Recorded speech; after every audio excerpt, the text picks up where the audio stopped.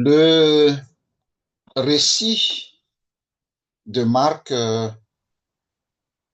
4, versets 35 à 41, que nous avons lu tout à l'heure, commence par les phrases: le soir de ce même jour, il leur dit, passons sur l'autre rive. Le soir de ce même jour, il leur dit, passons sur l'autre rive. C'est le soir après une longue journée pour Jésus et ses disciples.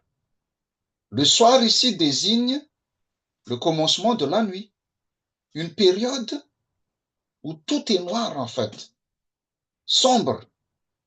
On ne sait plus où on va et on est complètement désorienté.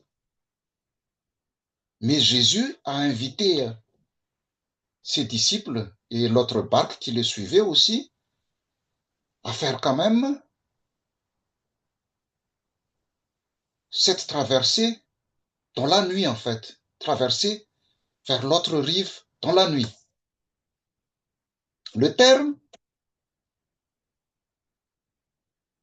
sur l'autre rive, en revanche, évoque l'inconnu, un endroit qui n'est pas familier, où on ne sait pas ce qui nous attend. Le bateau dans lequel Jésus et ses compagnons ont embarqué représente notre vie, ou représente aussi l'Église. Et la traversée de la mer en bateau symbolise notre quotidien, notre vie familiale, notre travail, notre Église, la vie de l'Église, la vie dans la maladie, les études et notre vie sociale en fait, notre existence tout entière. Et la tempête représente les imprévus auxquels nous faisons face à certains moments de notre vie. La mer déchaînée, quant à elle, est une figure de l'ennemi qui nous attaque. Et enfin, le sommeil de Jésus évoque le silence de Dieu au milieu des épreuves. Voilà à peu près la topographie de ce texte. Ce soir, en fait, cette soirée où nous faisons notre cellule de prière, c'est la fin aussi d'une longue journée, voire d'une longue semaine pour la plupart d'entre nous. Pour certains, c'est la fin d'une journée de réunion. Pour d'autres, une journée d'examen, d'études ou de travail. Une journée bien remplie, comme on dit. Dans notre vie de foi, nous aurons toujours à affronter les forces du mal, représentées par la tempête et la mer déchaînée. Nous vivons actuellement dans une période très anxiogène, dans tous les sens du terme. Et les médias ne font qu'aggraver cette situation, en fait. Ils aiment bien créer des psychoses là où il n'y en a pas. Et notre vie est remplie d'événements et de circonstances que nous essayons tant bien que mal de contrôler.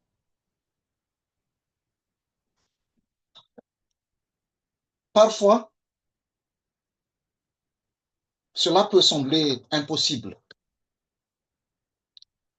Ce qu'il faut savoir, c'est que seuls, nous ne sommes pas assez forts pour faire face à toutes ces épreuves, ni pour affronter les défis de la vie ou les forces du mal. Seuls, nous ne sommes pas assez forts.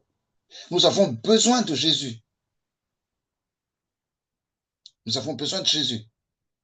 Ce récit de la tempête apaisée, peut aussi être interprété comme une allégorie des épreuves et des défis qui parsèment notre existence et qui parsèment celle de notre Église. Marc décrit ici Si vous avez bien suivi, Marc décrit ici une situation angoissante, angoissante que les disciples, affolés, ne contrôlent plus. Dans la panique, les disciples ont réveillé Jésus et ils ont fait ce qu'il fallait en réveillant Jésus. Parce que dans notre quotidien, pour nous aussi, dans notre quotidien, il est important d'avoir l'humilité, de reconnaître nos limites et de distinguer ce que nous pouvons contrôler et ce que nous ne pouvons pas. Il faut avoir cette humilité-là. Il faut savoir admettre que des fois, il y a des choses que nous ne pouvons pas contrôler. Et c'est notre manière d'agir face aux éléments extérieurs que nous ne pouvons pas contrôler qui déterminera notre niveau d'angoisse et notre niveau de stress, en fait. C'est notre manière d'agir face aux éléments extérieurs que nous ne pouvons pas contrôler qui déterminera notre niveau d'angoisse et de stress. En effet, comment dire ça? En effet, tous nos épuisements, tant physiques qu'émotionnels, hein, en fait, découlent directement de notre stress, en fait, de notre niveau de stress. Ce n'est pas la vie qui nous épuise, mais c'est notre façon de percevoir la vie. La plupart du temps, ce sont nos états d'esprit et nos points de vue qui nous causent plus d'angoisse que les situations elles-mêmes.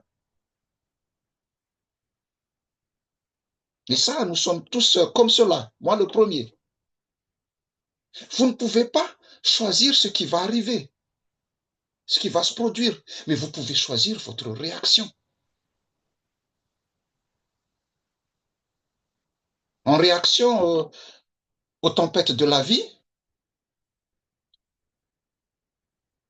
nous avons toujours tendance à vouloir tout contrôler pour retrouver un semblant de normalité. Tout le monde est comme ça. Il n'y a pas d'exception. Nous sommes tous comme cela. Nous avons toujours tendance à tout contrôler pour retrouver un semblant de normalité. Cependant, plus nous luttons, plus nous nous enfonçons. Plus nous luttons, plus nous nous enfonçons. Parce que nous ramons à contre-courant, en fait. Nous nous épuisons, nous nous épuisons à nager à contre-courant. Et face à cette situation, en fait, ici, les disciples nous montrent que face à cette situation-là, il faut adopter une autre attitude.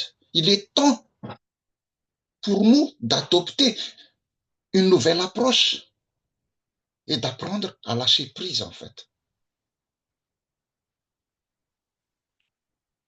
Oui, je l'admets, hein, je l'admets. Il est vrai que le lâcher prise peut sembler irréel ou absurde, hein, mais on doit quand même franchir ce pas de foi. On doit franchir ce pas de foi.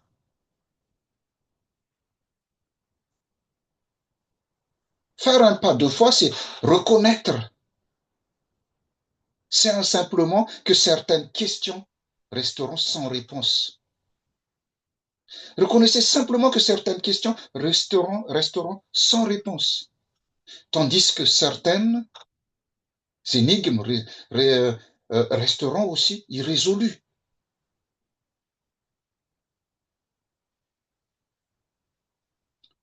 En fait, ce qui nous empêche de faire ce pas de foi, en fait, c'est notre frustration. C'est la frustration. Arrêtons de cultiver notre frustration. Parce que cultiver notre frustration peut nous empêcher d'entrer dans la promesse et dans le plan de Dieu. Ce combat que nous affrontons, en fait, peut faire partie du plan de Dieu. D'ailleurs, notre texte, hein, ainsi que ce parallèle de Matthieu et de Luc, parce que ce texte-là, ce récit de la tempête apaisée, est aussi, se trouve aussi dans Matthieu et dans Luc. Notre texte, ainsi que ce parallèle de Matthieu et de Luc, ne laisse aucunement entendre que les disciples ont combattu activement la tempête. Vous pouvez vérifier. Les trois évangiles rapportent seulement que les disciples réveillent Jésus et crient, Maître, cela ne te fait rien que nous périssons. Ce qui signifie, Seigneur, viens nous sauver, nous sombrons. Nous sommes en train de couler, Seigneur, viens nous sauver.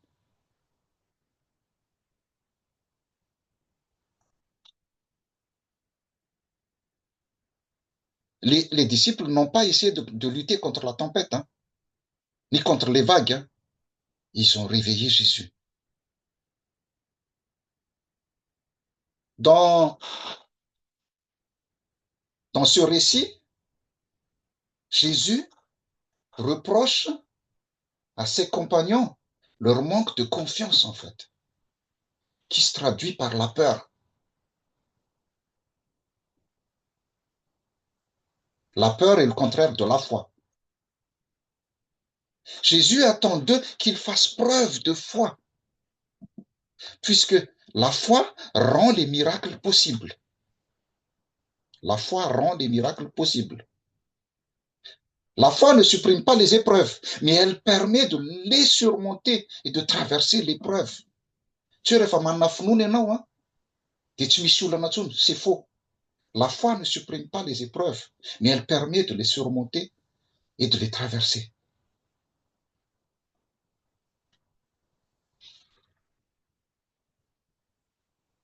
Face aux épreuves et aux difficultés, notre foi a tendance à disparaître, laissant la place à la peur et au stress. Et dans ce texte-là, le texte que nous avons lu tout à l'heure, quand Jésus dit aux disciples, pourquoi avez-vous peur? N'avez-vous pas encore la foi? Il ne leur reproche pas hein, leur manque de foi. Hein. Il les invite à réveiller leur foi.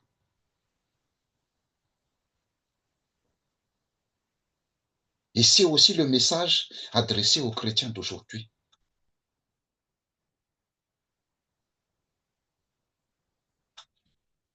Jésus nous exhorte à ranimer notre confiance en lui. Notre confiance en lui qui a peut-être sombré dans l'oubli, au fond de notre bateau, au fond de notre vie, au fond de notre existence.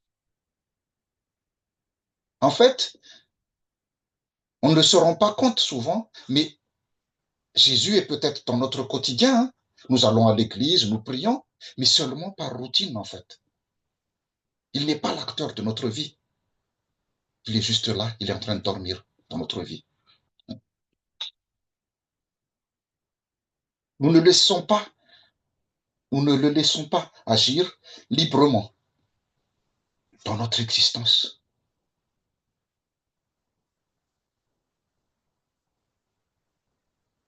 Le texte dit, le texte dit que Jésus dormait sur un coussin à l'arrière du bateau aussi. Jésus dormait sur un coussin à l'arrière du bateau. Mais quand vous imaginez un bateau ou une barque, qu'est-ce qu'il y a à l'arrière du bateau? À l'arrière du bateau, c'est l'endroit où se trouve le gouvernail, en fait. Cela veut dire tout simplement que il faut laisser à Jésus le gouvernail. Au lieu de laisser Jésus être au gouvernail, les disciples l'ont laissé dormir, en fait. Et bien, il en est de même pour nous. Au lieu de laisser Jésus le gouvernail de notre vie, nous le rangeons au placard. Dans le placard. Nous le laissons dormir au fond du bateau, au fond de notre vie. à l'instar des disciples de Jésus,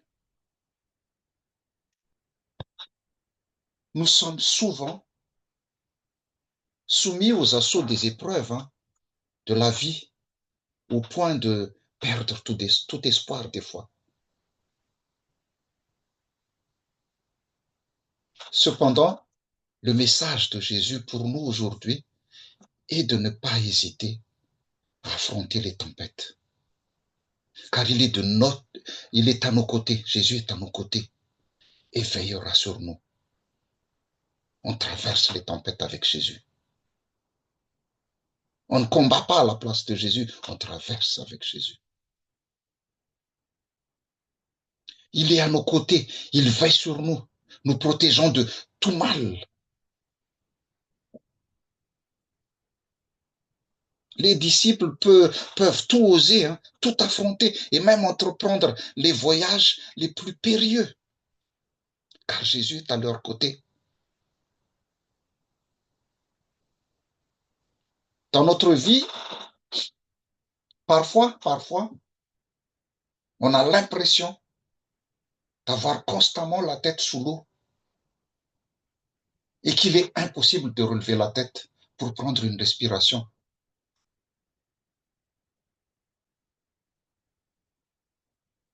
Des fois,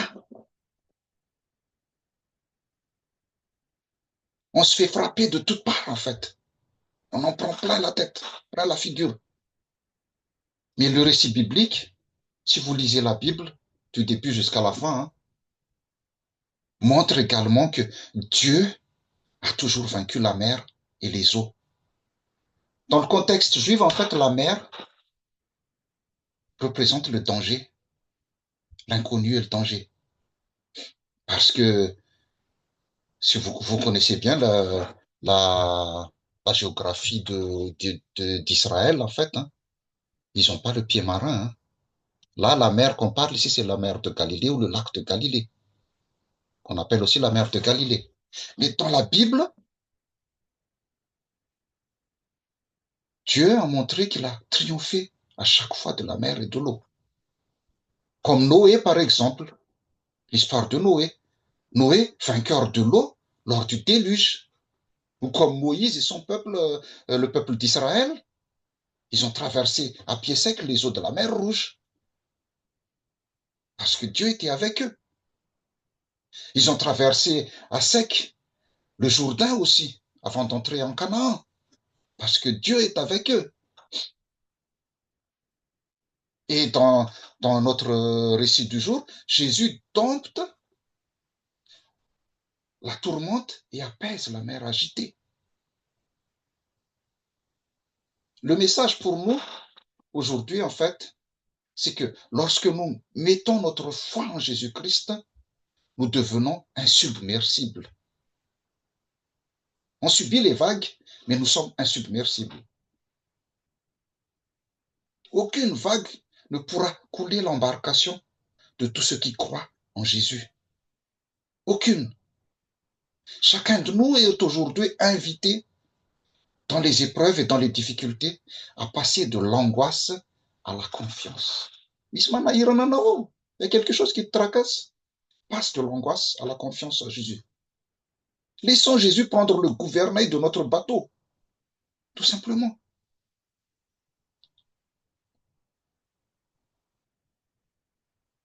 Chers frères et sœurs,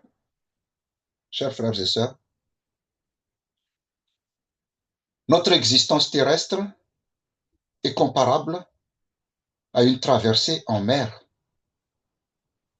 avec ses tempêtes et ses vagues déchaînées.